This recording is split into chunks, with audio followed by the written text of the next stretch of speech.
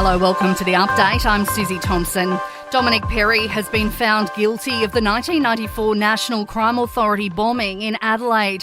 Detective Sergeant Jeffrey Bowen was killed and lawyer Peter Wallace seriously injured when Perre sent a parcel bomb to Sergeant Bowen's office as revenge over the police officer's investigation into his family's drug business. Detective Superintendent Des Bray says it's an historic day. It's a time for everybody to reflect and think of the Bowen and Wallace families and all the other people in the law enforcement community who are impacted.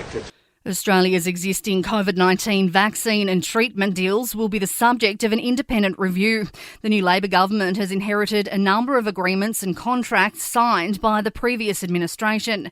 The inquiry, led by former Health Department Secretary Jane Halton, will investigate whether they're still fit for purpose. Health Minister Mark Butler says it'll help keep the country on the front foot. There is no hard deadline for this review to be completed, but it's obviously something we want conducted in weeks, not many months.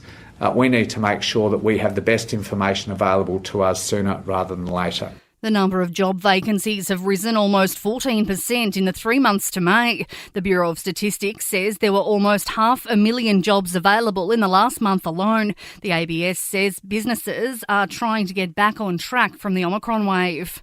The federal government may need to spend almost $13 billion to rapidly move from coal-fired power to renewables. Australia's energy regulator says the country is undergoing complex, rapid and irreversible change to its electricity system. AEMO believes we won't reach net zero emissions by 2050 without major investment in transmission projects.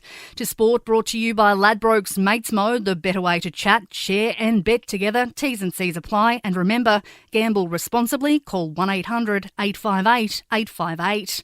Ryan Papenhuyzen will return for the Storm in tonight's clash against Manly, but Melbourne will be without Maroons players Cameron Munster and Felice Kafusi, while Panthers coach Ivan Cleary expects all 7 of his Origin representatives to play tomorrow night against the Sydney Roosters.